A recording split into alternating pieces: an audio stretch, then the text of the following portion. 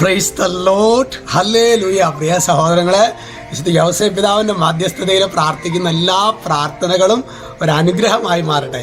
പ്രത്യേകിച്ച് നമ്മുടെ കണ്ടശാണ തിരുനാളിൻ്റെ അന്ന് പിറ്റേ ദിവസം ഒരു തച്ചൻ എന്ന് പറയുന്ന യോസേപ്പ് പിതാവിൻ്റെ ഒരു നാടകമാണെന്നാണ് ഞാൻ കൊച്ചച്ഛനോട് സംസാരിച്ചപ്പോൾ അച്ഛൻ പറഞ്ഞത്. ഭയങ്കരമായ ഒരു ഇംപ്രസീവായിട്ടുള്ള യോസേപ്പ് പിതാവിൻ്റെ പിക്ചർ മാറാത്ത വിധത്തിൽ അതുപോലെ ഒരു മനോഹരമായൊരു നാടകമാണ്. കാഞ്ഞിരപ്പള്ളി ഏതൊരു കമ്മ്യൂണിക്കേഷനാണ് ആ നാടകം എന്നാണ് പറഞ്ഞത്. നിങ്ങൾ പറ്റുവാണെങ്കിൽ കണ്ടാൽ നന്നായിരിക്കും കേട്ടോ. ഹല്ലേലൂയ. ഇന്ന് നമ്മൾ ധ്യാനിക്കുന്നത് ഫിലിപ്പി 4:13. നമ്മൾ പലതവണ പറഞ്ഞിട്ടുള്ളതാണെങ്കിലും ഞാനിന്ന് ഈ വീഡിയോ എടുക്കാൻ സഹായിക്കുന്നത് നമ്മുടെ കണ്ടശാണ പള്ളിയിലെ കൊച്ചച്ഛൻ നിതിനച്ഛനാണ്.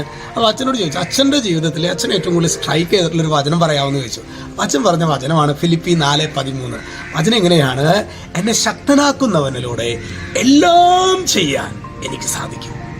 എന്നെ ശക്തനാക്കുന്നവനിലൂടെ. ചിലപ്പോഴൊക്കെ പ്രിയ സഹോദരൻ, നമ്മൾ ദുർബലരാകാറില്ലേ? ചില സമയത്തൊക്കെ we feel A kind of vacuum. എല്ലാം ഉണ്ടെങ്കിലും ആൾക്കൂട്ടത്തിൽ തനിയെ എന്നൊക്കെ നമ്മൾ പറയാറില്ലേ സഹോദരങ്ങളെ? ഈ ദൈവ സാന്നിധ്യം നമ്മളില്ലെങ്കിൽ എത്ര ആൾക്കാർ നമ്മുടെ കൂടെ ഉണ്ടെങ്കിലും നമ്മൾ വല്ലാതെ ഒറ്റപ്പെട്ട ഒരു ഫീലിംഗ് നമുക്കുണ്ടാകും. അതാണ് കർത്താവ് നമ്മെ ബലപ്പെടുത്തുന്നില്ലെങ്കിൽ കർത്താവ് നമ്മെ ഏറ്റവും ശക്തമായ വിധത്തിൽ നമ്മെ ബലപ്പെടുത്തുന്നത് പരിശുദ്ധ കുർബാനയിലാണ്. ഈശോയെ തന്നെ നമുക്ക് നൽകിക്കൊണ്ടാണ്, വേറെ ആരും, അതായത് ഈശോയെ തന്നെയാണ് നമുക്ക് നൽകിക്കൊണ്ടാണ് ഈശോ നമ്മെ ബലപ്പെടുത്തുന്നത്. അപ്പോൾ ഈ ബലം നമ്മൾ അനുദിനം സ്വീകരിക്കുന്നില്ല എങ്കിൽ പ്രിയ സഹോദരങ്ങളെ, നമുക്ക് എങ്ങനെയാണ് നമ്മൾ ദുർബലരായി പോയി ഇല്ലെങ്കിലല്ലേ അത്ഭുതമുള്ളൂ.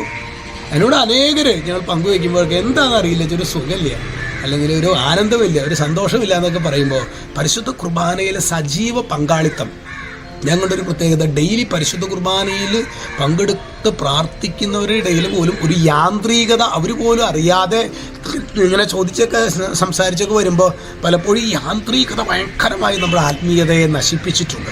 അതുകൊണ്ട് തന്നെ ശരിക്കും ഓരോ പരിശുദ്ധ കുർബാന അർപ്പിക്കുമ്പോൾ നമ്മൾ പാടാറില്ലേ, ഇതെൻ്റെ ആദ്യ ബലി പോലെ, ഇതെൻ്റെ ഏക ബലി പോലെ, ഇതെൻ്റെ അന്ത്യബലി പോലെ യേശുവിനർപ്പിക്കാം.